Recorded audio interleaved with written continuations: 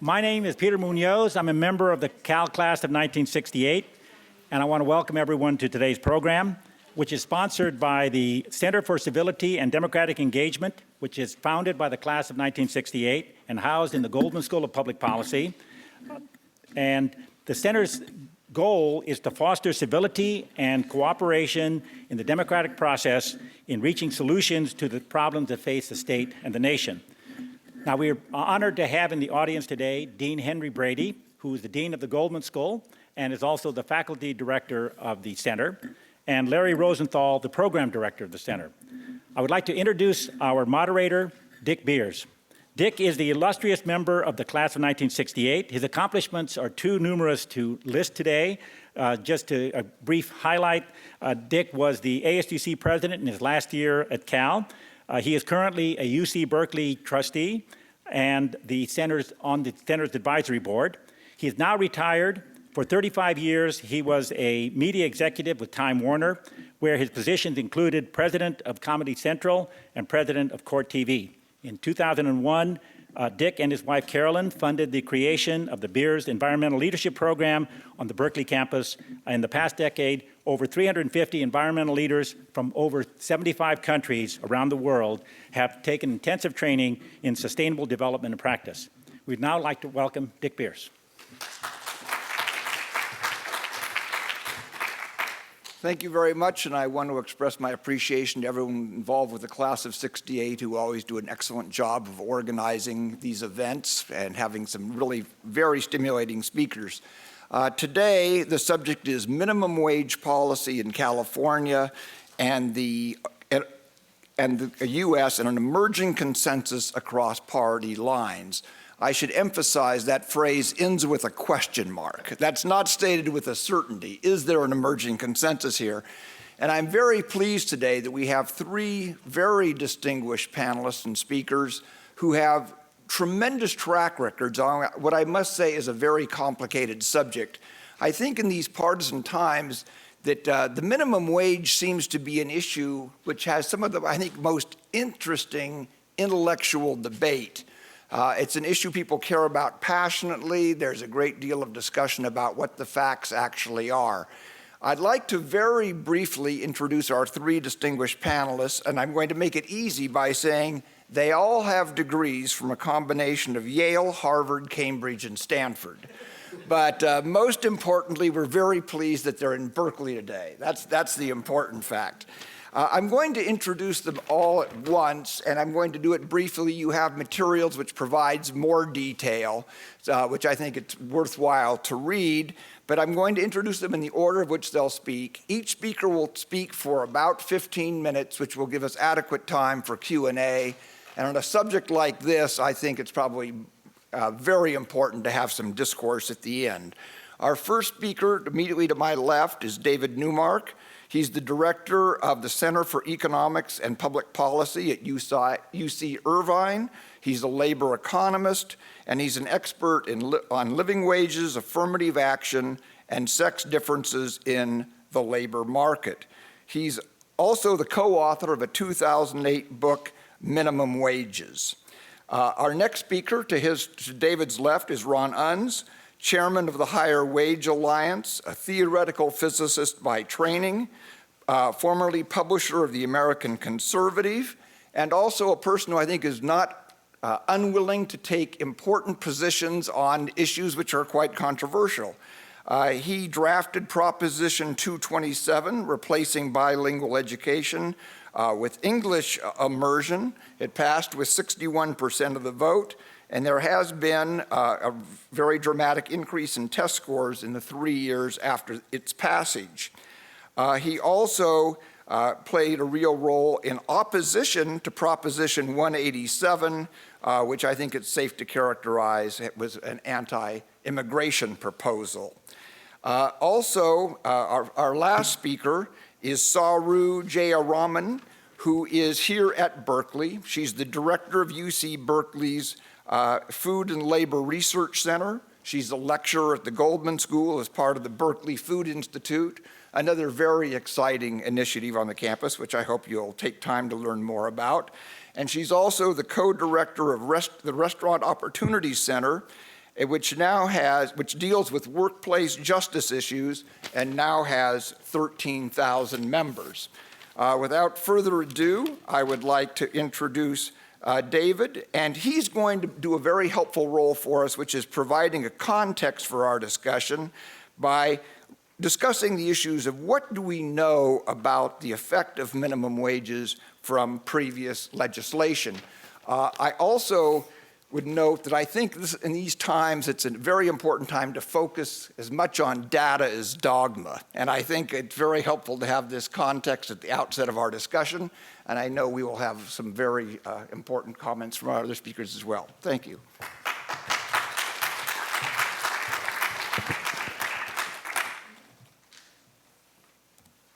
There we go. Ron used to be on my right, but now he's on my left. So I guess I would say, apparently, I would disagree with an equal balance between data and dogma, and suggest it ought to be about maybe 99%, 1%. I direct the Center for Economics and Public Policy at UCI, and the reason I created the center was because being involved with public policy on a lot of issues, not just minimum wages, it was clear that there was a dramatic need for data and research. Not that that's decisive in settling most issues, as you'll find out here as well, but without it, you're just lost, and policymakers are doing things based on, dogma and sometimes motives that have nothing to do even with the policy at hand. Anyway, so I'm going to talk about what research tells us about the minimum wage. I wouldn't say, you may or may not view this as completely neutral, but I'm giving you my view. I've been working on this topic, I hate to say this, for almost 30 years after being told as a grad student that we knew everything there was to know about minimum wages and it was a waste of time for grad students to spend their time on this. So let me tell you first of all why we're having this discussion and why we've been having it for a while. And that is the rise in inequality. When President Obama talks about the rise in inequality, he's spot on. He's not the first one to notice this, obviously, and I certainly believe he passionately cares about it and would like to do something about it. So there's two series here. The yellow one is the ratio. You can see it starts out at around 4 between earnings at the 90th percentile of the earnings distribution. That means only 10% are higher than you, right? And 90% are below. So when they say the top 1%, that would be the 99th. Only 1% are higher than you. So that's near the top. That's where upper middle class and higher, let's say, relative to the 10th percentile. People who are near the bottom, only 10% are below. And you can see what's happened to that ratio over the last 40 years. It's gone from about 4, it had risen to as high as 6 before the Great Recession hit. The Great Recession was actually, in some ways, worse for high-income people than low-income people, not in terms of jobs, but in terms of earnings. But you can see still, the trend is clearly a dramatic rise in inequality. The orange line at the bottom is less dramatic, but that's partly a trick of the scale, because to get the people at the top end, you got to make the scale really big. That's the ratio between the median, so exactly half people are above, half below, and the 10th percentile. And you can see that has increased from about a little over 2 to, if you sort of take out the Great Recession, about 2.5. So inequality's increased there as well. One thing you will notice, though, and it is relevant to the minimum wage debate, is the really big change in inequality is at the top. Right? People at the top and at the very top and at the very, very top have just zoomed away from everybody, right? And that's important to keep in mind. Minimum wage isn't going to do anything about that, right? That's pretty clear. But there is still something going on at the bottom. What about the minimum wage? Well, the way we do the minimum wage in this country, so far at least, and it's still in most states, is we pass legislation to choose a nominal minimum wage level. Nationally, it's $7.25 now, for example. And then every once in a while, with sort of frequency based on who knows what exactly, it goes up. So what you see here is the real minimum wage. That's the minimum wage relative to prices, okay? And this is in 2011 dollars, so you can see towards the end there, it's actually a shade below 7.25 now, just because of prices.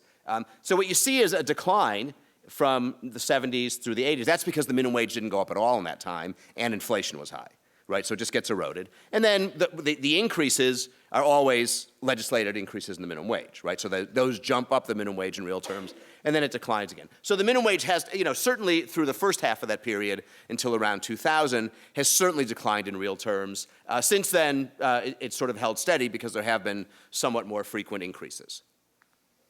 So that's all about wages. That's about what people earn for working, right?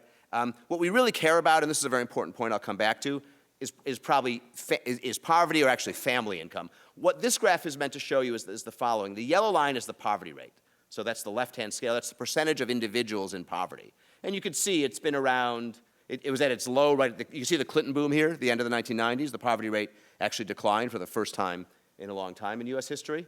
And then it sort of crept up slowly, and then it shot up somewhat during the Great Recession. The orange line is economic growth, right? Which obviously trends up, right? It dipped down during the Great Recession, of course. I've been taking questions at the end, I believe. Well, no. Who's the moderator here? I have 15 minutes, so I don't answer questions now. Oh, dim the lights. Sorry. Technical clarification. We experimented before and thought this worked. Now you have to stay awake, though. Okay. Sorry, my apologies. Okay, so the basic story is there's been a lot of economic growth, right? We've had a steady upward trend in GDP per capita. Poverty has been pretty persistent, right? So economic growth doesn't seem to be delivering declines in poverty. So that's background, and the background suggests 3 reasons we should raise the minimum wage, or at least we're talking about it, depending on your perspective. The minimum wage has generally not kept up with inflation, meaning the low-skilled have to some extent been fallen behind. Many changes, the minimum wage is actually a small contributor to this. Globalization and technological change are much bigger. Many changes have led to greater inequality, right? Bigger differences between low wage, middle wage, and high wage workers. And a growing economy hasn't really delivered reductions in poverty. Okay? But the answer is not so clear. Economists' favorite phrase is unintended consequences. And it doesn't mean we're smarter than everyone else, but we make our money thinking through the consequences of governments intervening in markets and what it does. Well, if all a minimum wage does is raise the wage of low-wage workers, and that's it, no-brainer, right? If you want to help them, raise the minimum wage. Okay, but that may not be the only effect of the minimum wage. The other issue is what are the distributional effects, right? Who wins and who loses, right? Is it clear that if we raise wages of low-wage workers, we're really helping low-income families, okay? And we want to look at the evidence on that and ask whether the evidence is kind of consonant with the goals of the policy. So 2 slides of what economics tells us, or maybe 1, I can't recall. What does economic theory tell us, at least the standard theory? When something becomes more expensive, in almost all cases, we use less of it, right? We tax cigarettes because teenagers are very price sensitive to cigarettes, so we think we discourage smoking among teenagers and hence later smoking by raising the price of cigarettes. When gasoline tax, you remember the 08 election, we had a huge run-up in gasoline prices. Remember the candidates arguing about that? Dramatic changes in the kind of cars people were buying. That's sort of when Priuses took off. Turning things around, we subsidize things we want people to do. We have pretty extensive subsidies for green technology now, and lo and behold, a lot of solar getting installed on people's roofs.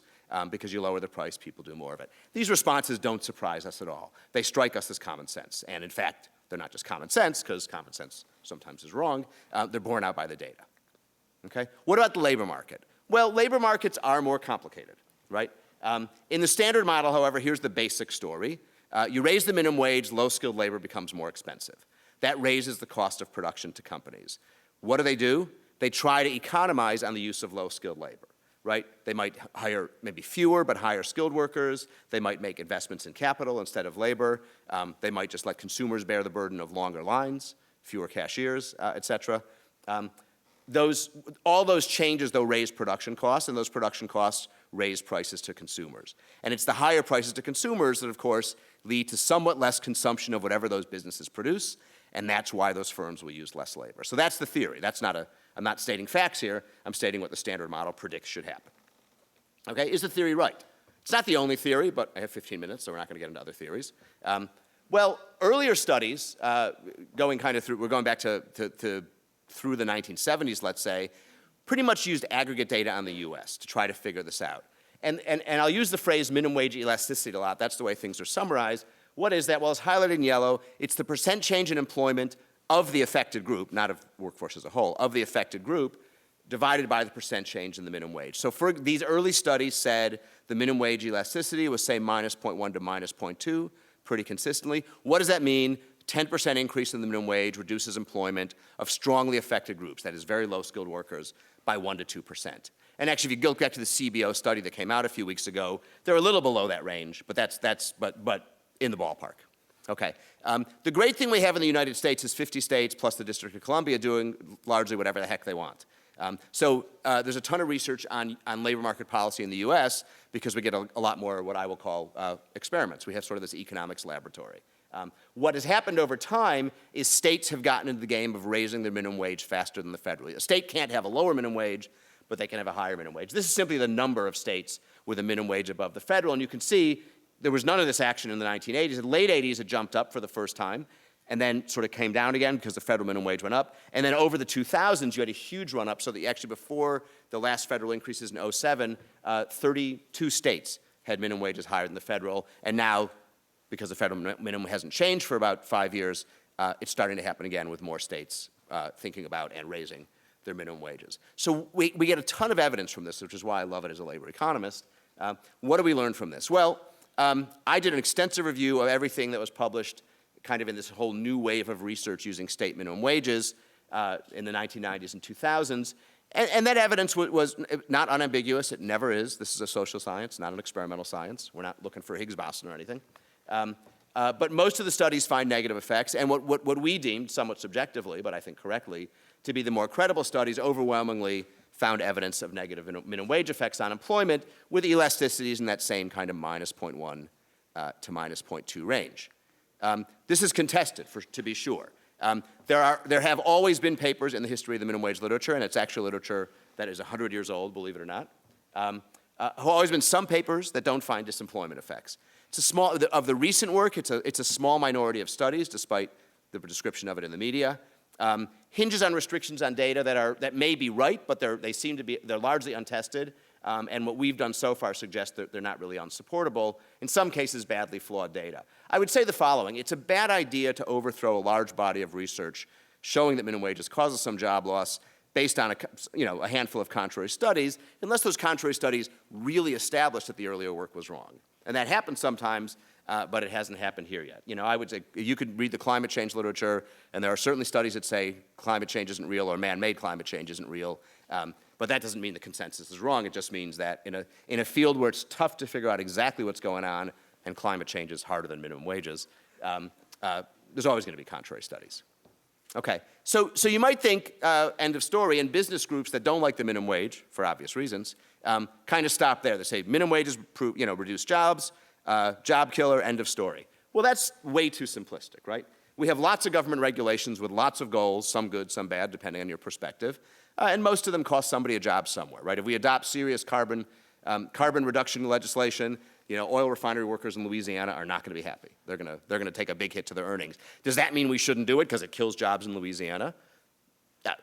It's open to debate, but if you think we need to address climate change, obviously people working in the industry that puts a lot of carbon in the atmosphere are going to suffer. So we have to think about, and this is true of any policy you can think of, what are the benefits, what are the costs, and how do we, and it's by no means easy, how do we roughly weigh those costs and benefits and decide what to do? Well, why do we raise the minimum wage in the first place? Most people argue, not quite everyone, but most people argue that the goal is to reduce poverty and, somewhat more generally, to help low-income families. Okay? Ted Kennedy, in his biography, said the minimum wage, biography, the minimum wage is one of the first and is still one of the best anti-poverty programs we have. President Obama very recently, nobody who works full-time should have to live in poverty. Well, if we help low-wage workers, you might think, we must help low-income families, right? It must follow. Low-wage workers must be concentrated in low-income families, and here's some numbers that bear that out, right? If we look at families that are in that top row, less than that poor, that is their income is below the poverty line, 85%, what I show you here is the distribution, 85% of low-wage workers are in poor families, right? That says minimum wages must target the poor very well. There's only one problem, apologies for playing games, those data are from 1939, okay? Let's now look forward to the future and look what happens to that number. It goes from 85% in 1939 to 17% in 2003, okay? What happened? Well, first of all, a lot more people and families work. Second of all, back in 1939, there wasn't really a safety net. You couldn't really not work, right? If you think about families that are poor, the single most important reason families are poor is because nobody works, right? 52% of families in recent years in poverty have no workers. The minimum wage may not do much for them. The other striking number is that about a third of minimum wage workers are in families in the top half of the income distribution. Okay, so I see a few maybe teenagers walked in with parents for this Cal Day thing. If you work, you're probably working at minimum wage or close to it, and I don't think we're doing the minimum wage for you, because you probably, I don't know, but in general, there's this issue of the target efficiency of the minimum wage. It's improved slightly in the last 10 years, but it's still pretty bad. So the bottom line is that raising the minimum wage may not do much to help the poor or even low-income families. If you take away one point from this, it's the following. Being a low-wage worker and being in a low-income family, they're obviously related, but they're not the same thing at all, and they're nowhere near synonymous. There are plenty of low-income families with no workers. There are plenty of high-income families with low-wage workers. Okay, so the bottom line, and nobody in the minimum wage debate disagrees with this really, minimum wages do not target benefits to poor families very well. Okay? What actually happens when you raise the minimum wage? Well, the third bullet gives you the answer, but you can think about the following. Suppose it's the middle-class teenagers who get the higher wages and the poor single mothers who lose their jobs. Well, then you haven't helped the poor at all, and you've probably hurt them. Right? Alternatively, suppose the middle-class teenagers lose their jobs and the poor single mothers earn the higher wages. That would be a good thing from a distributional perspective. Okay? What actually happens? Not much of anything. When the minimum wage goes up, there's study after study, one recent exception, which I'll get into if we get into the discussion period, but there's a lot of studies which basically say you raise the minimum wage and nothing really happens to the poverty rate. There's a lot of moving income around low-income families. Some win, some lose. On net, not much change. Okay? Is it as hopeless as it seems? Because that's just pretty hopeless so far. Well, yes and no. Changes in the economy have made it worse for low-skilled workers. There is no question about it, right? And we're not going to reverse globalization. We're certainly not going to reverse technological change. This is a real problem that we probably do have to live with. You know, there is the holy grail, as I have it in quotes there, of raising skill levels at the bottom. Great idea. Anyone figures out how to do it, they'll be lauded to the sky. We've been working on reforming schools and teacher quality and training programs for decades, and we've made marginal improvements, but nothing very big. The challenge really is to increase incomes of low-income families without discouraging work, okay? And how do we do that? Well, the Earned Income Tax Credit is a policy that we've had around for almost 40 years now, and this is a policy that works well. And again, minimum wage advocates acknowledge it works well. They just say we should do the minimum wage as well. What does the EITC do? It subsidizes your earnings if your earnings are low and if your family income is low. It happens on your income tax form, right? It's basically, you know, what's on your income tax form, how much money you make, the structure, family, do you have small kids, et cetera. There's formulas, and, you know, if your income is low enough, money comes back to you. We know the EITC does three things, right? First of all, it puts money in the hands of low-income families because you get a check. That's not hard. Second of all, it encourages employment by low-skilled people, especially low-skilled women with kids, because the EITC really is targeted to people with kids, which probably makes sense. And third, it actually increases the extent to which people earn their way out of poverty, right? It's a lot more magical, in a sense, to have a policy where you earn more, and that lifts you out of poverty, and then maybe you get even more from the government than just lifting people out of poverty by writing checks. Still may be something we want to do, given changes in the economy, but the EITC is a remarkably successful policy, and I would argue it's what we should be focusing on. We do it already nationally. We spend a lot of money, more than we spend on welfare now. Some states have an EITC. California doesn't. It could. At the national level, we could expand and extend it. Indeed, the president has proposed doing that as well. Thank you.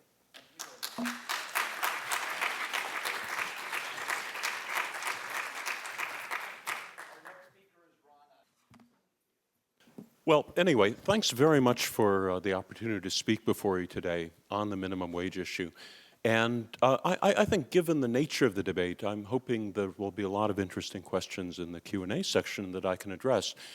Now, one of the things that obviously has come up a lot once I became involved in the minimum wage issue a while ago is the question of how I got involved in it. Because for as most of you probably know, I'm somebody generally characterized as from a conservative Republican background or free market libertarian. And those ideological positions seem entirely discordant with the notion of raising the minimum wage, which has traditionally been presented as a liberal or left-wing type of issue. So I thought I'd give a little bit of my background on it, in that for most of my involvement in public policy over the years, I've never really focused much on economic issues. But then a few years ago, I started thinking about some of the broader problems in our society and the social problems. And it suddenly struck me that a large hike, a major increase in the minimum wage, would at a stroke address many of those different problems. And I wrote a major article about it in 2011. And then over the couple of years since then, I ended up speaking and writing a series of additional articles and that sort of thing. The funny thing about it is that the minimum wage in many ways has been so far off the main political radar screen in America for the last 20 or 30 years. Even many liberals or Democrats tended not to focus on it as a central policy proposal, that it really had not become a political football in the debate, in that neither conservatives nor liberals really paid much attention to it. Just to give you an example, Paul Krugman and Joseph Stiglitz are two of the most prominent liberal economists in the United States. Very prominent, very high profile. And yet until about a year and a half ago, neither of them had been willing to publicly come out and support a large increase in the minimum wage. The minimum wage was viewed in many ways by the more academically qualified liberals as something old-fashioned, an old policy proposal, something from the 1930s or 1940s or 1950s. And really the country had shifted away from that sort of issue and had moved much more towards, for example, the earned income tax credit, which David Neumark recently just dealt with a moment ago. Yet when you really sit down and look at it, I think the minimum wage and a large increase in the minimum wage would solve an awful lot of these different problems and do so much more effectively. The issue we have right now in American society, and one reason I think the minimum wage is something that should be appealing in the right way to a lot of conservatives, is that the current system right now involves massive government subsidies for low-wage or impoverished workers in American society. In other words, people who work full-time in many cases for a living, but earn so little money that they can't survive on their paychecks, and therefore they receive government subsidies in exchange to keep them afloat via the income tax credit, via housing subsidies, via food stamps. The total dollars involved are over $250 billion a year. In other words, the taxpayers are providing massive support for low-wage workers, and they are paying the workers to survive rather than forcing the workers' employers to pay them. And from any logical perspective, whether a liberal perspective or a conservative perspective, that really doesn't make much sense. In other words, it's much better for employers, for businesses to pay their own workers than for the taxpayers to make up the difference. Obviously, that's not something necessarily supported by the businesses themselves and their lobbyists, who have a tremendous amount of influence in Congress. And if you take something like the Earned Income Tax Credit, it really is essentially a government welfare program. It's the notion of the government sending checks to people based on the forms they fill out on their tax returns every year, sometimes with the help of tax advisors who skim off a large chunk of the money involved. And the dollars involved are not at all small. In other words, it's basically, in many cases, 20% or 30% of their entire income coming from the federal government. Now, the point about the minimum wage is if you basically talk about a small increase in the minimum wage, just as David Neumark suggested, it would have relatively little impact on poor families in the United States. In other words, most of the money in many cases would go to teenagers from affluent families.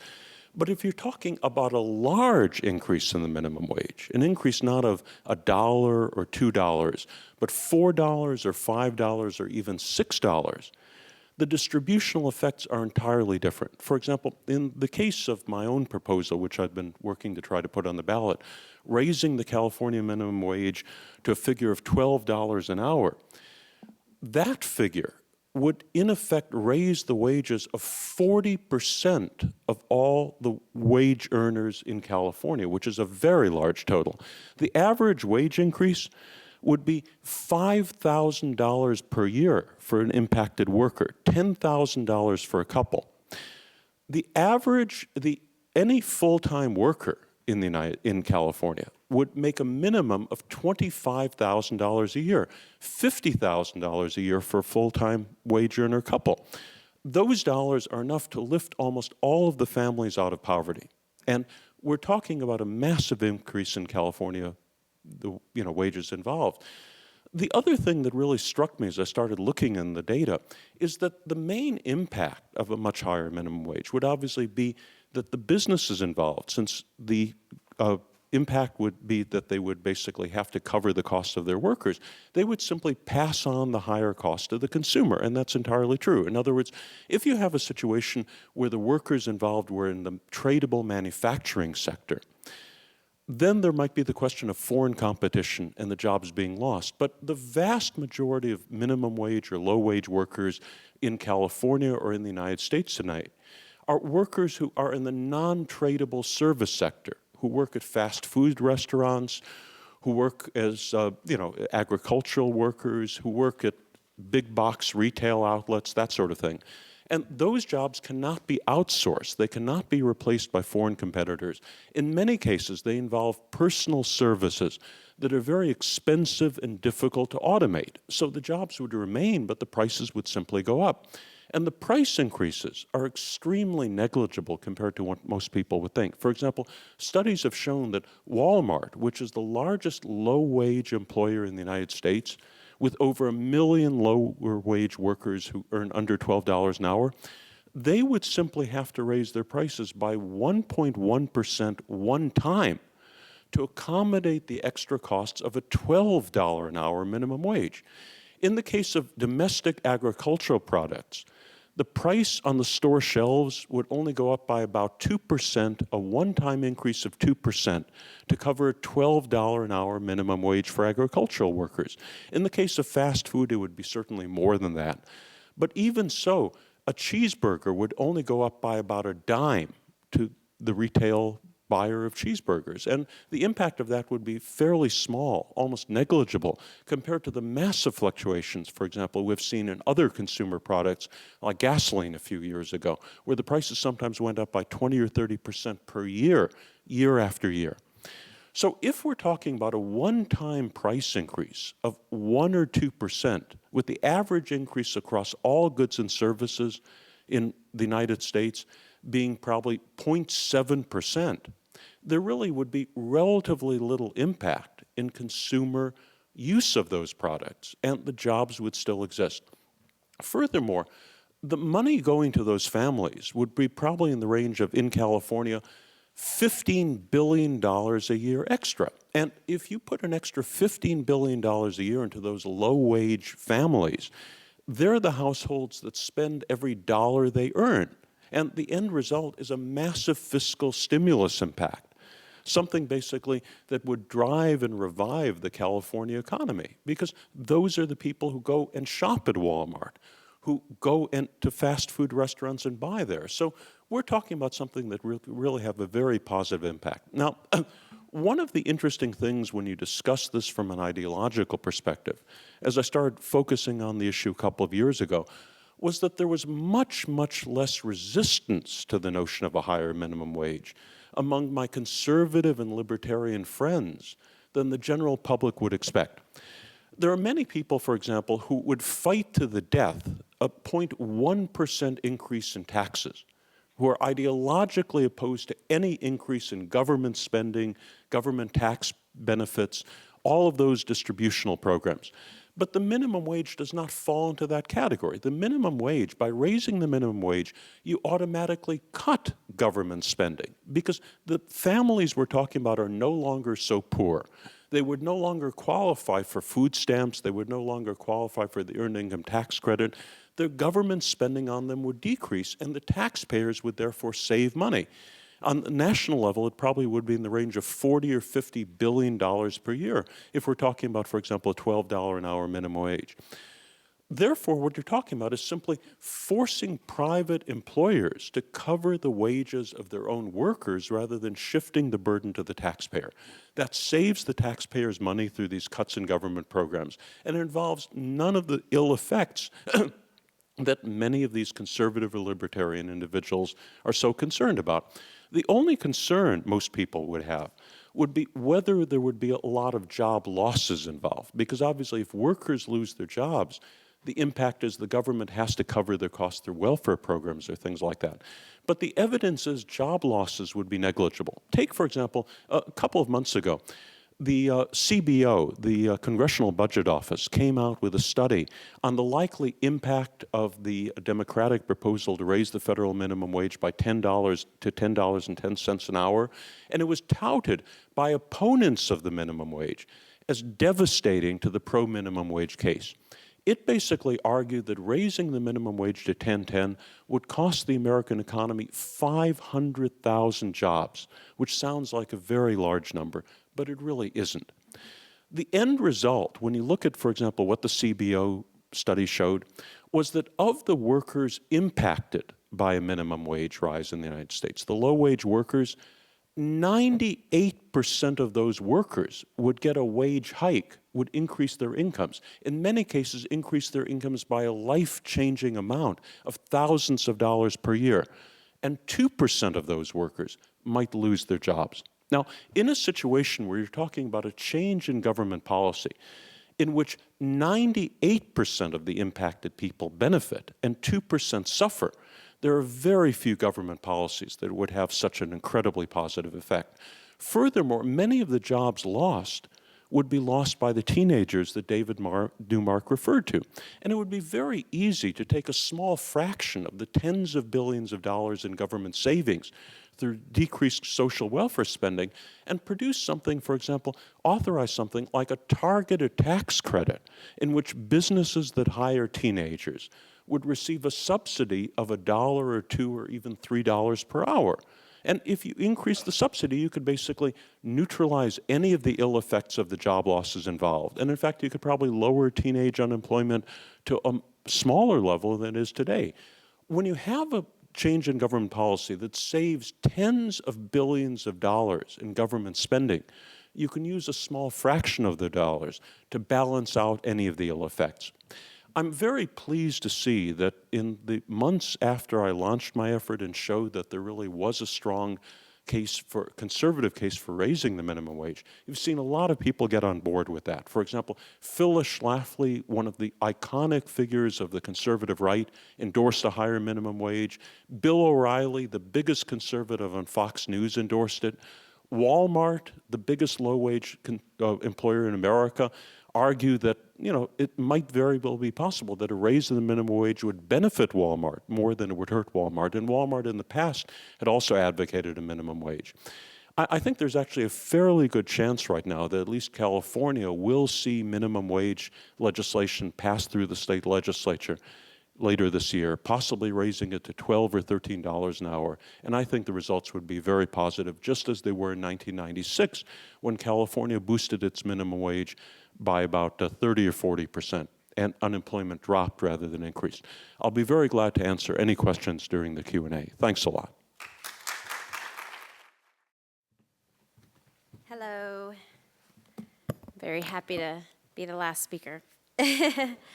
So I don't know if you know who I am. My name is Saru Jayaraman. I teach at the Goldman School of Public Policy, and I want to thank the Goldman School for asking me to come here today.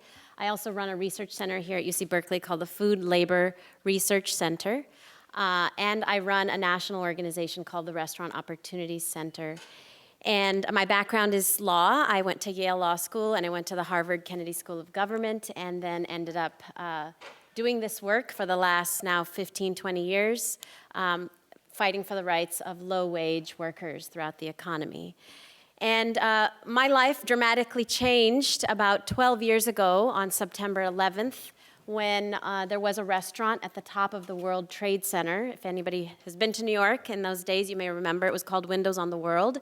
On that morning, on 9/11, unfortunately, 73 workers died, and about 250 workers lost their jobs, and about 13,000 restaurant workers lost their jobs in the aftermath of the tragedy in New York City.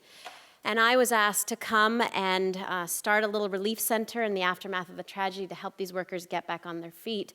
And we called it ROC, the Restaurant Opportunity Center. And what started as a little relief center post 9/11 has grown into a national organization. We now have 13,000 restaurant worker members in 32 cities across the country. We actually have 100 employer partners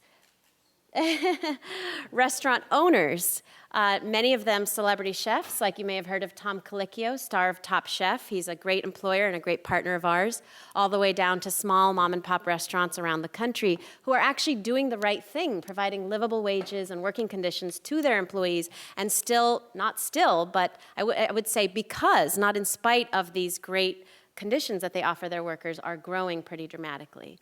So the reason why we've grown so dramatically over the last decade, or actually 12 or 13 years, is the explosion in this industry. And I believe I was asked to come to speak about this industry because the restaurant industry is the largest employer of minimum wage workers in the United States. So the restaurant industry also happens to be the second largest and absolute fastest growing sector of the entire economy. It's over 10 million workers. Right now, about 1 in 12 Americans works in the restaurant industry. It's one of the only industries to experience growth over the last couple of years of economic crisis rather than decline. And yet it happens to be the absolute lowest paying employer in the United States. So every year the US Department of Labor puts out the 10 lowest paying jobs in America, and every year we win the award. 6 or 7 of the 10 absolute lowest paying jobs in America every year are in the restaurant industry, and every year the 2 absolute lowest paying jobs, lower than farm workers, lower than every other occupation you can think of, are restaurant jobs, the people who touch and serve our food. So you have to ask yourself, how is it that you've got the second largest and absolute fastest growing sector of the US economy proliferating the absolute lowest paying jobs? I mean, the National Restaurant Association does like to announce regularly that they are announcing record high profits. So how is it that you've got such a profitable and growing industry proliferating the absolute lowest paying jobs in our economy? It is because of the political power of an entity called the National Restaurant Association, which many people call the other NRA, and which has been named on, every year the Fortune magazine puts out what they call the Power 25, the 25 most powerful corporate lobbies in the United States. And every year, the other NRA ranges between number 10 and number 23 as one of the most powerful lobbies in the United States, and certainly the most powerful employer lobby in the United States, and the largest voice on the minimum wage debate. So one of the key things to know about the National Restaurant Association is back in 1996, they were led by a man named Herman Cain, who later tried to run for president and failed miserably on the Republican ticket. Now, under Herman Cain's leadership in 1996, the National Restaurant Association struck a deal with Congress. They said, we will allow a very tiny increase in the overall minimum wage as long as the minimum wage for workers who earn tips, which are 75% restaurant workers, servers, bussers, waiters, bartenders, stays frozen forever. And so the wage for tipped workers in the United States has been stuck at $2.13 an hour for the last 23 years, which means that in 43 states in the United States, restaurant workers' wages that they earn from their employer range between $2 and $5 an hour, right? Now, that's not true here in the state of California. Here in California, we have the same wage for tipped and non-tipped workers, but because you've got 43 states, 6 million workers in 43 states earning a wage between $2 and $5 an hour, their wages are actually so low, they go entirely to taxes, and they're living completely off of their tips. So what does it mean for 6 million workers in America to live completely off of their tips? What does it mean when you've got a political lobbying group that has essentially convinced Congress and hoodwinked the American people into basically saying, we shouldn't have to pay our workers' wages at all, customers should pay our workers' wages for us?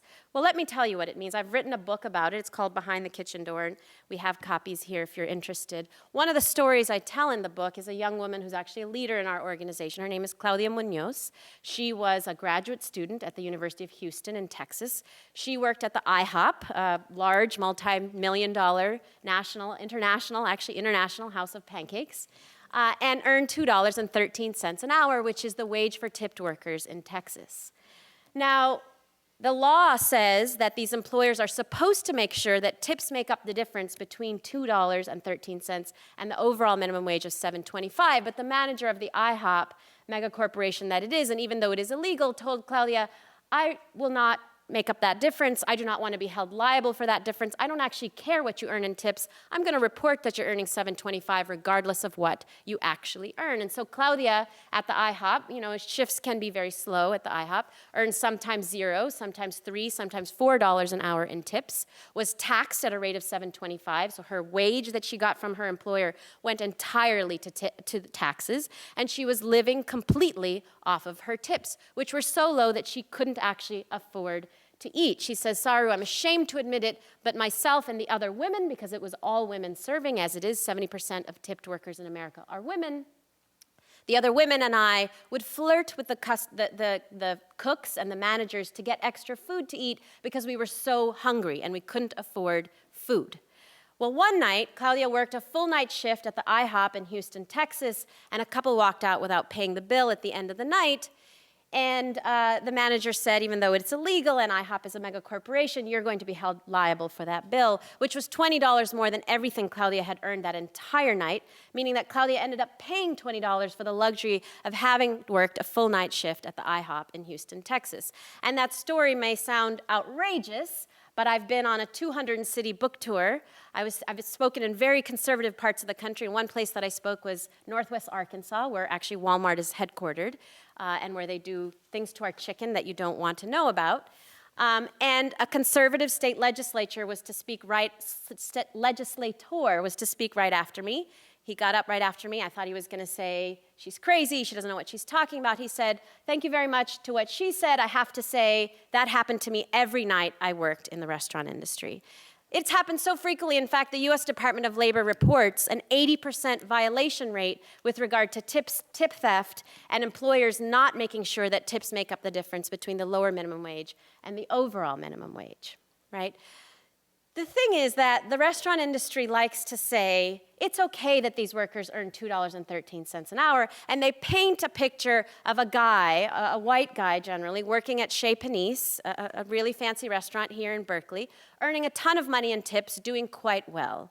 When in fact, 70% of tipped workers in America are women. They work at the IHOP and the Red Lobster and the Olive Garden and Denny's. They earn a median wage, including tips, of $8.70 an hour, including tips. They suffer from 3 times the poverty rate of the rest of the U.S. workforce and use food stamps at double the rate of the rest of the U.S. workforce, which means the women who put food on our tables in America cannot actually afford to feed their own families. And here's something else that the parent of any daughter, of any young woman, should care a lot about. Something that's hurt me a lot as I've traveled around the country. I myself have 2 young daughters. The restaurant industry, by forcing these women to actually have to pander for their income from customers rather than getting an income from their employers, subjects them to literally and statistically the worst sexual harassment of any industry in the United States. 7% of American women work in restaurants, but 37% of all sexual harassment claims to the EEOC come from the restaurant industry. I can tell you hundreds of members of ours who are told, go home, dress more sexy, show more cleavage, and come back so that you can get more tips and sell more food. Right? When a woman must rely on the customer, on the largesse of customers, she must put up with whatever the customer might do, treat, touch, or talk to her in order to get her income, because her income doesn't actually come from her employer. So the good news is that we are having this conversation here today because there is tremendous momentum to change this. Tremendous momentum to raise the minimum wage for tipped workers, for non-tipped workers, for women, for restaurant workers, and for all low-wage workers. There is a bill moving through the Senate right now, and there are minimum wage fights going on in at least 40 cities and states around the country, many of which I'm very deeply involved in myself. And what is the National Restaurant Association saying in response? What are their primary arguments for why anybody should be earning $2.13 an hour, why they should be the only industry that gets away with actually not having to comply with the minimum wage, and why all workers should earn about $7 an hour? There are 3 primary arguments they bring up. The first you've actually just heard, right? The idea that it will kill jobs, kill jobs, kill jobs, right? So I want to take a step back because you hear the word consensus a lot on both sides of the aisle. There are economists on both sides of the aisle that say there's a consensus that it has little or no employment effect. There's consensus that it will have a dramatic killing job effect, right? And there is a professor here at UC Berkeley named Michael Reich who's been in this friendly debate with Professor Neumark for over 2 decades. And I'm sure if you wanted to hear a precise methodological debate about the things that Professor Neumark presented, you would have invited Michael Reich to speak. And I encourage you to look at his data and how this back and forth occurs. I'm not Michael Reich, I'm not an economist, but I will tell you some things that I do know. This consensus that's been emerging on, supposed consensus on one side or the other side has resulted in some interesting things. A few months ago, some of you may know, the Economic Policy Institute drafted a letter indicating that the consensus is there is little or no employment effect. The letter was signed by 600 economists, 7 Nobel laureates, 8 former presidents of the American Economic Association, and was presented to legislators and the White House and all of these folks. So in response, right-leaning economists got together, supposedly. 500 of these economists signed a letter. They had 4 Nobel laureates, so slightly less. And they said there's a consensus that there's actually a negative employment effect, right? The New York Times then reported and found that that letter on the opposition that said 500 economists say there is consensus on the other side that it will kill jobs, the New York Times then exposed that that letter was actually drafted and initiated by the very same National Restaurant Association, right? And Jared Bernstein, former White House economist, said, it's very interesting that there's a letter from 500 economists that says we are concerned that these minimum wage increases will impact low-wage people, that it was entirely about this sympathy for low-wage people, and that it was actually drafted and initiated by the National Restaurant Association, whose primary interest is to ensure that employers within the National Restaurant Association can increase their profits, right? So, if you're a layperson and a non-economist, and you hear 600 economists on this side and 500 economists on this side, 600 economists saying there's consensus of little or no employment effects, 500 economists saying there's consensus that there is employment effects, what do? What I would suggest you do is that we look at our lived experience as people in the United States. And I would point to a couple of things.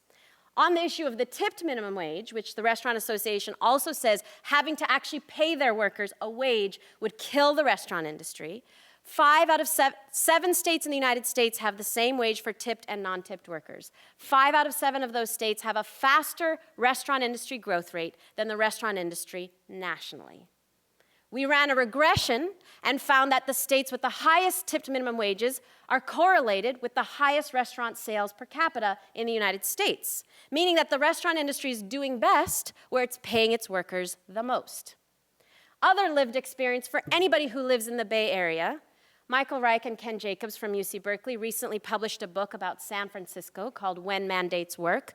So if you live in the Bay Area, you know anything about San Francisco, there have been decades of talk about how San Francisco is going to plummet into the toilet because it had for many years the highest minimum wage in the United States. It's had very strong mandates around health care and paid sick days and a number of living wage ordinances, right? Predictions, if all the predictions are true on the right side of the consensus, then San Francisco should be obliterated, really, with regard to jobs. The book showed that San Francisco's job growth has actually been extremely similar and parallel to all the surrounding counties. And with regard to the restaurant industry experienced a slightly higher job growth in San Francisco than the surrounding counties. And for anybody who lives in the Bay Area, we consider San Francisco a destination restaurant experience. There's nobody who would argue that the restaurant industry in San Francisco is suffering with the highest minimum wage in the United States. So I guess I would say there is a debate. We do need to hear that there's consensus on one side and consensus on the other side, which to me means there isn't consensus, right? But what we do need to look at is our lived experience, and particularly what Ron Unz pointed out, which is the overall impact. What the Congressional Budget Office actually said was, what the Congressional Budget actually said, what the Congressional Budget Office actually said is not what has been said, but what they actually said, and technically if you look at the report, is that they don't actually know what the impact would be. They said the impact could be between 0 and 1 million jobs, and it reflected this lack of consensus. We don't actually know. It could be as little as 0, it could be as 1 million jobs. We don't actually know. What we do know is that a rise in the minimum wage would impact 24.5 million workers in America. We do know that it would lift almost 1 million people out of poverty. We do know that it would actually help our economy. Those were things the Congressional Budget Office actually wrote, and I encourage you to look at that report. The second argument the Restaurant Association likes to make is this idea that it will raise the cost of food so high none of us will be able to eat out. Well, I got together with academics at UC Davis, and we used USDA methodology, and we applied the bill that is currently moving through Congress to every single worker along the food chain, from farm workers to meat and poultry processing workers to restaurant and retail workers. Every single one, and we assumed that employers would pass on 100% of the wage increase to their consumers at every level. The title of the report is A Dime a Day, because we found that the average American household would have to pay 10 cents more in total for all food bought outside of the home, that's groceries and restaurants combined, if the wage went up as proposed in Congress. And that would mean an increase for 30 million workers in the US, right? So minimal wage increase. And the final argument they make is something similar to what we've heard here today about teenagers. You know, who are these workers? Who are tipped workers? I've already told you they paint the picture of the guy working at Chez Panisse.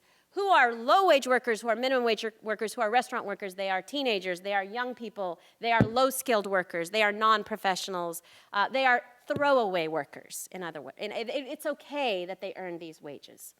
Well, I've already told you that 70% of tipped workers are women. What I didn't tell you is that over 60% are over the age 24. Over 60% of restaurant workers are over the age of 24. The median age is actually in the late 30s.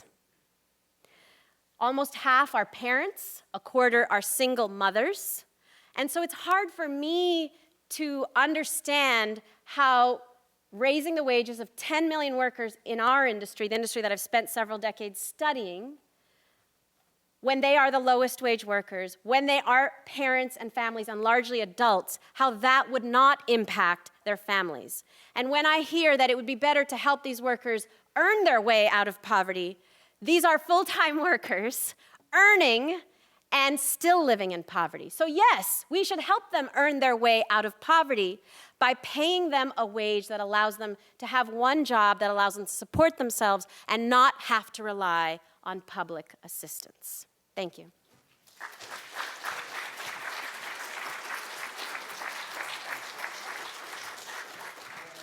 I'd like to ask each of our panelists to please put on your mic.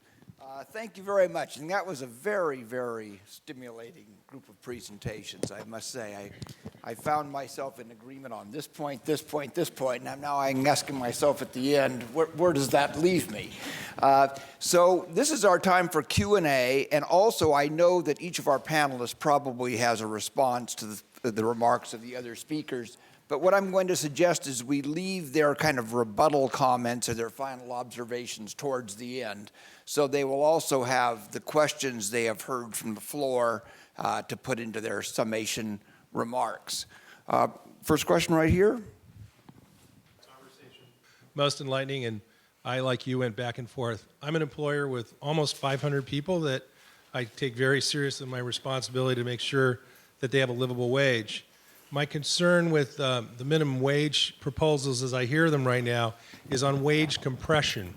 So I'd like to know where the studies are and what's happening in the field of wage compression, because so many of my employees who may be at 16, 17 an hour now, if I've got minimum wage workers bumping up, I'm going to have to raise. So what will be the cause and effect there? What will be the overall effect in general on the economy? So first of all, one thing to be absolutely clear on, anyone who says I can point to the research and say what a $15 minimum wage is going to do is being incredibly reckless, right? Because there is no research on increases of that magnitude. So whether you're talking about price increases or employment increases or wage compression, it's guesswork, okay? What we do know is what has happened in the past, that's the data we have, and those have been smaller increases, right?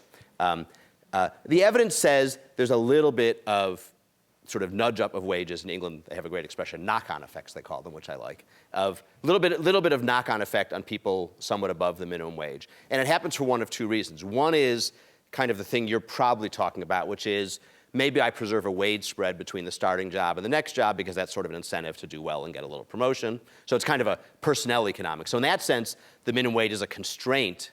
It sort of forces up your wages higher than the minimum. The alternative is, and this is probably what happens in the data to a greater extent, is that employers shift their hiring from those lowest skilled workers to somewhat more higher skilled workers, and there's plenty of research that shows that happens. So you actually bid up the wages. So your worker who now earns above the minimum, there's going to be more people who want to hire that guy or that woman, right? Because you're trying to get more skilled workers, and that will force up their wages. From your perspective, doesn't matter, right? It's a higher wage either way. But the research says there's some of that, not a lot. But again, that's in relation to small minimum wage increases because that's all we know with confidence. Yeah, I mean, I'd agree very much with that. In that, for example, if you raise the California minimum wage to $12 an hour up for everybody, it probably would cause wage increases for people right now earning, say, 12 or 13 or even 14. But above that, the impact would probably be negligible. Yeah, I would just add that what we haven't talked about actually is I think there's a, Professor Neumark said there's a common sense, right? You have to pay something more, therefore you'll buy it less, right? There's a common sense. I think what we didn't get a chance to talk about is how is it that there is actually evidence that there is little or no employment effect? How could that be possible if there's common sense that if something costs more, you have to buy it less? Well, what we haven't talked about are actually the employment benefits that emerge from higher wages, right? And I'm sure as an employer who pays livable wages, you've experienced this. Far lower turnover, higher worker productivity, more loyalty, greater retention. So from the San Francisco experience, which was well documented after the minimum wage went, to the highest in any place in the country in San Francisco, we saw lower turnover, improvements in worker performance, worker morale, less absenteeism, less grievances, less disciplinary issues, and greater customer service. We saw a 2.8% increase in restaurant prices, to be sure, and that is translated into what I call the dime a day, pennies more on your restaurant meal, right? So for pennies more on our restaurant meal, employers can enjoy less turnover and all of these other benefits, and consumers can enjoy knowing that somebody's not living in poverty. I'll just give one other source of evidence of this. We worked with Rose Batt, a professor at the Cornell School of Industrial and Labor Relations, and we did a two-part study. We worked with about 100 of our employers, many of whom are, 500, I would say anywhere from 50 to 500 is their general range in terms of employees. We found that all of them experienced massively less turnover as a result of higher wages and better benefits. That was a qualitative study. We then did a quantitative study where we actually surveyed 1,100 restaurant employers across the country and to ask how do wages and benefits relate to turnover rates. And we found that you could cut your turnover in half. In fact, employers had experienced cutting their turnover in half in the industry with the highest turnover rates in the entire economy, had cut their turnover in half with higher wages and better benefits. Question over here.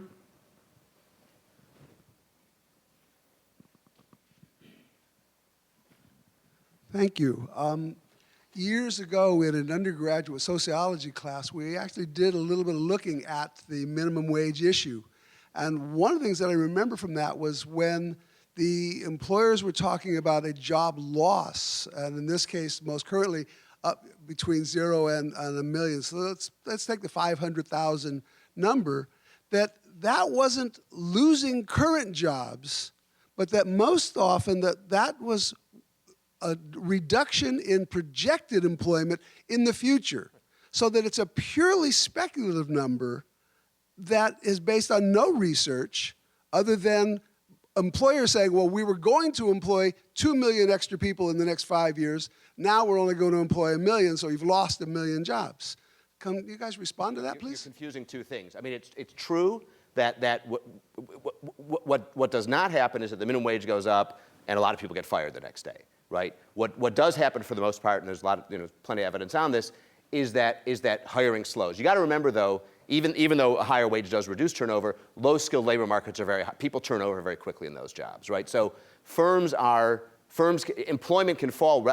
It's not employment falling in absolute terms, right? If that was true, we'd have, automation would have eliminated all our jobs, as would the minimum wage. What we're talking about is what happens to what would have happened otherwise. But the research is not speculative. The research is not based on employers' responses. The research is based on counting employed people. And what you see is in the future, and no one said cities are going to go into the toilet or there's not going to be any jobs. I mean, that's just hyperbole, which doesn't further the debate. There'll be modest reductions in employment, and it's coming about. If you get somewhat slower hiring with turnover continuing even at a lower rate, employment will fall relative to what would have been before. That's what the studies, whatever you think of them, that's the kind of thing the studies are trying to measure. No one serious thinks we should ask employers what they're going to, I mean, not that the Restaurant Association wouldn't survey employers and advertise that, because they would, but no serious economist would make a statement about the evidence shows job loss or change in anything else based on what people say they're going to do. But it's also hyperbole to assume that all of these low-wage jobs are by necessity high turnover jobs. I mean, that is Turnover just. rates are higher in low-wage jobs. That's a fact. But that's not not hyperbole. true across the board. It is, because true on average in I low-wage can jobs. present you with, I don't know what your turnover rates are, but I can present you with, like I said, over 100 employers who have almost no turnover with, moderate wage jobs, because they pay slightly higher than the minimum. Well, question, I wonder if you'll allow me the liberty of asking one question. I can't restrain myself here. Okay, thank you. But one of the issues I keep coming to is, how do we incent better behavior by employers? That's the thing I keep coming back to. It was interesting, there was an article in the Chronicle or Times today about Walmart, and they're going to buy more organic, and it's talking about the huge impact that it can have. We could also talk about Walmart. I mean, I've heard these statistics about talk about concentration of wealth, how much money the leaders of the Walton family have. And then we talked about, they're saying, well, maybe raising the minimum wage would be good for Walmart. And I can't help but ask, well, why don't you just raise the wages of your employees? I mean, they're a monopoly in so many situations. Why aren't they doing that? And on Saru's point, I've been, full disclosure, I'm involved with a company called Revolution Foods as an investor and an advisor. And they have 1,000 employees. For the second straight year, they've been the second highest, fastest growing company in the inner city. Their minimum wage is the living wage. They give stock options to every... Starting wage. Yes, the starting wage is the living wage in that community. They have always given health benefits to employees, and they give stock options. And the point is, their turnover is much lower in an industry where it's rampant, and they benefit from it. So I'm just wondering, how do we, I don't mean to champion them so much as challenge the Walmarts of the world. They could do so much without devastating their companies. And actually, all of the organic for Walmart, that was a result of consumer demand. Consumers actually demanding that Walmart do better. So we've thought a lot about employer incentives. We've created an app, which you can download for free, called the ROC National Diners Guide, that actually tells you how the 150 most popular restaurants in America are faring on issues of wages and benefits and promotion. It gives awards to restaurants around the company that are doing the right thing. These restaurants have posted these awards in their windows. They've seen more consumers demanding, asking, do you provide a livable wage, using our app. And we've seen it had a tremendous impact, and more employers wanting to associate with us because they want that label. Well, the problem is there's a collective action problem here, in that I think you can make a very strong case that Walmart and all of its competitors would benefit from a much higher minimum wage. In other words, all they would have to do would be raise the prices by 1% or so one time. The consumers wouldn't mind at all. Meanwhile, the workers who get those higher wages across all of society would be exactly the workers shopping at Walmart, which tends to cater to the lower market community. And that would provide a boom for Walmart and all of its competitors. But it's difficult for any one of them to take that action separately, because Revolution Foods, for example, is, I assume, a fairly small company compared to the size of Walmart. Yeah, exactly. Walmart has, what is it, 1.3 million employees in America? And Walmart's competitors, if Walmart, for example, raised its minimum wage to $12 an hour, but none of its competitors did, Walmart's selling point is that it has rock bottom prices. So a 1% increase isn't serious if all of the competitors also raise their prices by 1%. But if none of the competitors do, then Walmart might really have some problems. If Walmart and all of its competitors got together in a room and agreed to collectively raise their... I'm about to say, and collectively raise their wages to $12 an hour as a starting level, that would be illegal and they'd all go to prison. Therefore, it's needed for the federal government or state governments to provide that legal framework, allowing them to do what they'd want to do. And that's why Walmart, for example, back in I guess it was 2005, the Walmart CEO actually testified before Congress that he wanted the federal minimum wage increased because it would be good for Walmart. Yeah. And that's why they're saying the same thing And right actually, now. that's why our Sure. award winners in our app come with us to Congress saying, we can do this, but we need policies that will actually lift standards across the board. David, I want to hear from David on this point, but I also want to ask this question. Let's, I'm again looking at the comments in your slides. Let's just accept that you are right on the impact on employment. At the same time, let's just concede that that's correct. At the same time, there's a stimulus in the economy. All those other people having, more money to spend and the like. How do you, in collecting and evaluating this data, balance those, saying, oh yes, there are going to be fewer jobs, but the jobs that exist are much better, and there's a stimulant effect, and there's going to be less impact on social welfare costs? Right. I'd encourage you to watch Fiddler on the Roof after this debate, because the great scene in Fiddler on the Roof where two rabbis are talking, and Tevye's talking to him, he says, you're right. And then the other guy talks, and he says, and you're right too. And then the third guy says, wait, they can't both be right. And he says, and you're right too. So let me do these in reverse order. Yeah. Well, let me not in reverse order. I think things like consumer pressure, whatever, on campaigns are great. If a consumer wants to, when you buy a product, I spent time in Japan, right? When you go, if those of you who've been to Japan, everything is really nice. There's no Walmarts. Japanese people would never go to a Walmart because they want really high service. They wouldn't, they don't want to wait on a line. I mean, it's remarkable. Just different standards of service. And what that says is, when you consume a product or a service, it's not just, the bottle of water I get, but how I get it and what the service is like and everything else. And if some consumers will say, I'd rather pay more because part of what I'm getting is not just the meal, but, the good feelings, whatever, that this person isn't living at low wages. That's great. We did that with, there was, college campuses have had pretty successful sort of, about campaigns about the apparel. Right now, I'm picking them sweatshops and there's research. Richard Freeman did research that after those campaigns took effect, people were willing to pay more for sort of the Berkeley sweatshirt that was made in America. Probably not very high wages, but higher than Indonesian wages.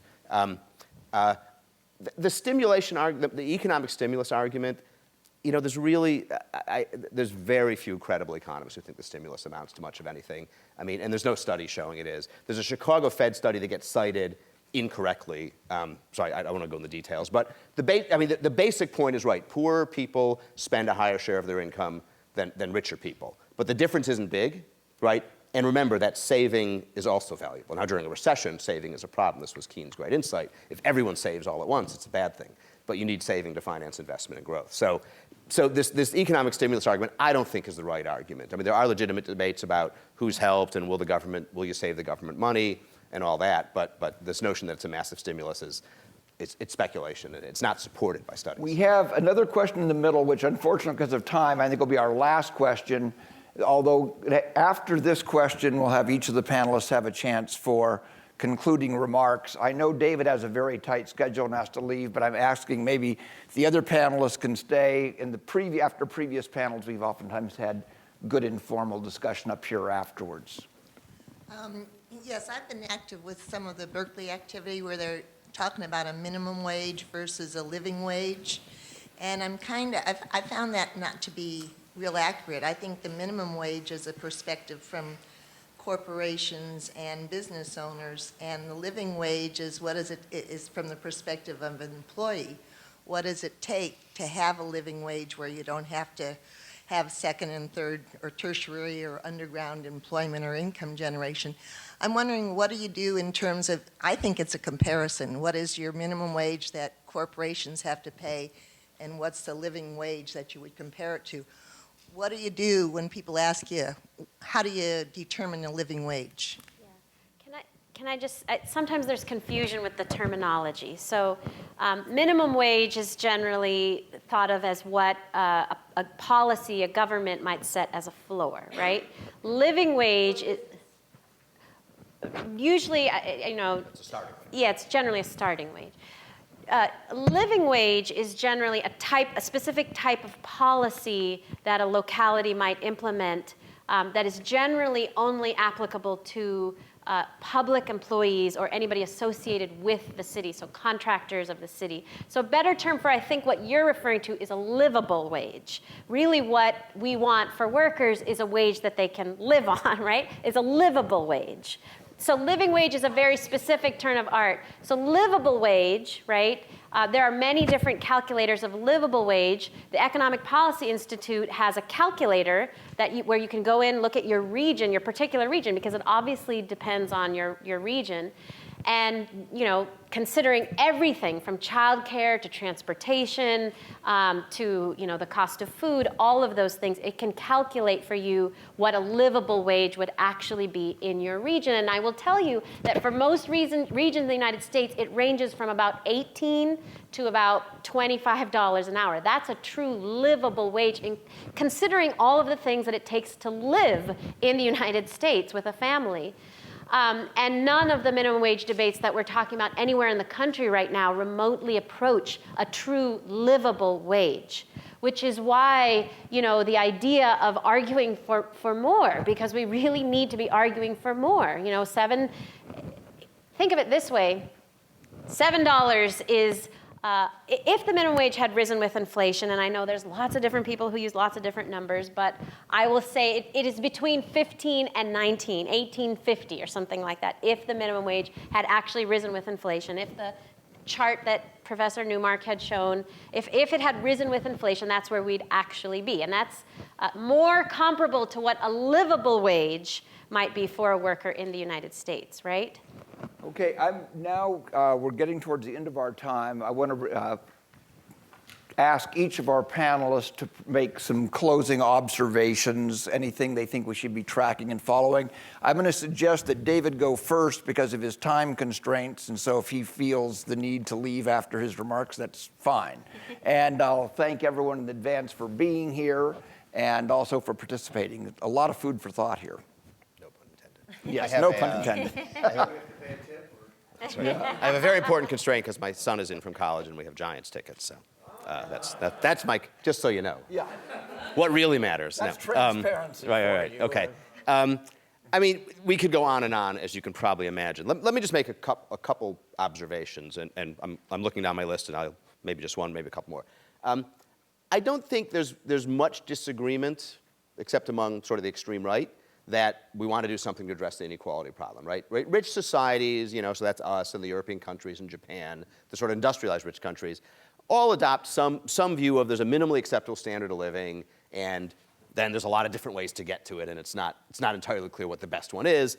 What we have right now, which is a hodgepodge of programs, is probably a bad idea. I don't think a blanket high minimum wage is a great idea. I think the negative income tax, which we talked about and discarded many decades ago, is probably a more workable idea. But I think the key to this is all of these policies entail the big R word, which is redistribution, right? Because the bottom line is we probably can't do enough to raise skills at the bottom anywhere near fast enough to make a serious dent in inequality. And anyways, if you recall from my very first chart, a lot of what's going on in inequality is people at the top doing really well to the median, and none of this has to do with sort of that comparison.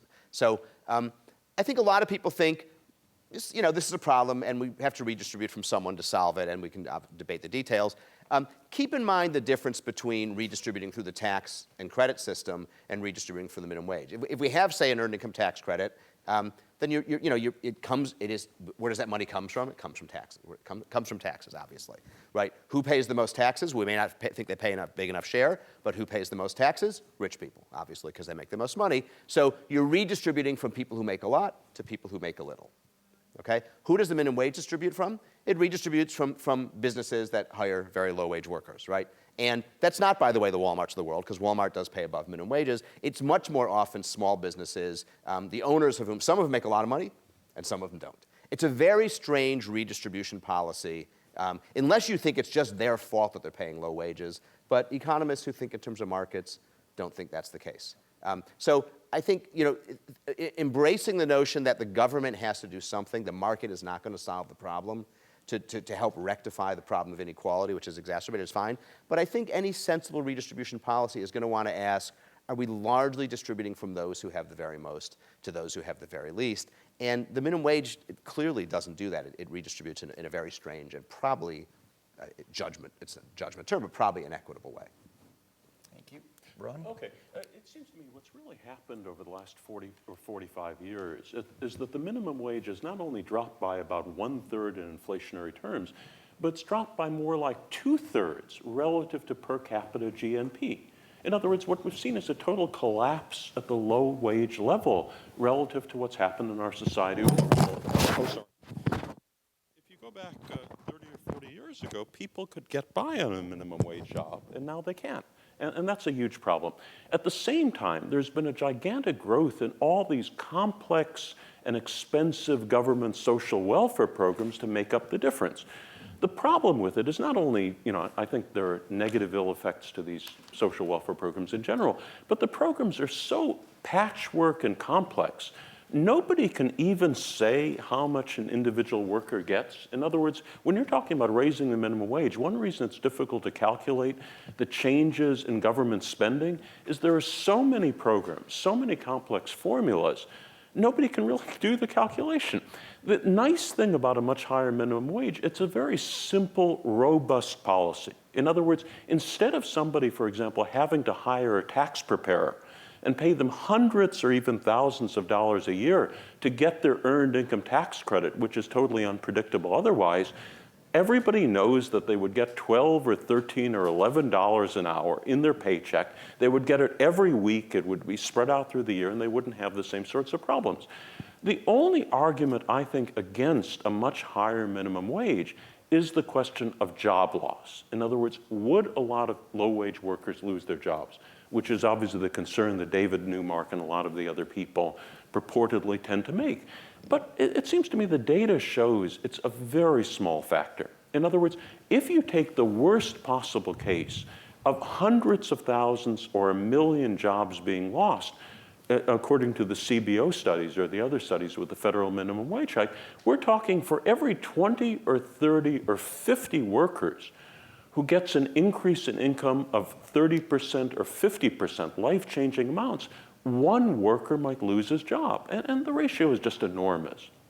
What we're talking about is a situation, if the only downside risk is workers possibly losing their jobs, then why don't we ask the workers involved? In other words, if the only people who could vote on whether to raise the federal minimum wage are those tens of millions of low-wage workers, it would probably pass with 90% of the vote, because they would know that for everyone who might lose his job, there are 30 or 40 who would gain tremendously. And also, if you're losing a $7 an hour or $7.50 an hour job, you're in terrible poverty right now. If you lose your job, you're still in terrible poverty. You're not really losing all that much. Well, on the other hand, if your wage goes up by 50% or 80%, your life has changed entirely. Also, let's look at things at an empirical level. I'm somebody who doesn't have an economics background. You have 500 economists on one side, 500 economists on the other, 600 on the other side. California raised its minimum wage by 35% in 1996. The critics at the time, through an initiative process, Hilda Solis's initiative, the critics said it would destroy the economy, it would cause massive unemployment. Instead, unemployment dropped by 1/3 in the 4 years that followed. A huge minimum wage increase, a huge decline in unemployment. Oh, I know. Oh, right, but I'm saying, let's take another case, San Jose. San Jose just raised its minimum wage by 25% a little over a year ago. Again, the critics said it would cause massive unemployment, massive job loss. Unemployment in San Jose dropped by 2 full percentage points in the year that followed. Now, there are all sorts of complicating factors. I'm certainly not saying that proves a huge rise in the minimum wage causes a huge decline in unemployment. But when you see those effects in the 2 empirical cases you have in California, and the case of San Francisco, which had the highest minimum wage in the country, and a huge decline in local unemployment, it shows the ill effects can't be nearly as bad as some of the critics make them out to be. So if we're talking about a situation where the beneficiaries or the people who would be impacted by the low-wage workers very much want it, if the evidence is the loss in unemployment would be relatively negligible, and the impact on the rest of society would be tremendously beneficial, it seems like a very good idea to do. Feel free to go. So you actually don't have to speculate about what low-wage workers want because, we've surveyed about 6,000 restaurant workers across the country, and I'm involved in about 10 ballot initiatives across the country where we've paid for polls in each of those places, polling the populace, Republican and Democratic alike, and actually you came very close to hitting the number. It's 88% in favor, Republican and Democratic alike, of raising the wage, even after hearing the kinds of arguments we've heard today that it will create job loss. Even after hearing those negative comments, 88% of the population in states like Michigan, in Washington, D.C., in Alaska, in Minnesota, still favor raising the wage. And I really think, you are hearing 2 sides of a debate, absolutely. I really think it's important to really understand the parties involved, who are funding both sides of the debate, or who are the interests, right? And we know for a fact that the largest, most moneyed, vocal interest on the side of the debate that says it's going to kill jobs is the National Restaurant Association. That has been exposed again and again and again. And when you know who the National Restaurant Association... You didn't say who the other side is funded by. Well, the other side is organizations like mine. Labor unions. I'm not a labor union. No, I know, but they put in a lot more than your organization. Okay, let's talk about that. Labor unions. What kind of interest? Let's talk about the self-interest of both sides. If I'm the National Restaurant Association, my self-interest is to keep wages as low as possible so I can maximize profits. If I'm a labor union, it isn't actually in my self-interest to raise the overall minimum wage because my competitive advantage that I have in selling what I do to workers out there is that I can raise your wages in a way that nobody else can.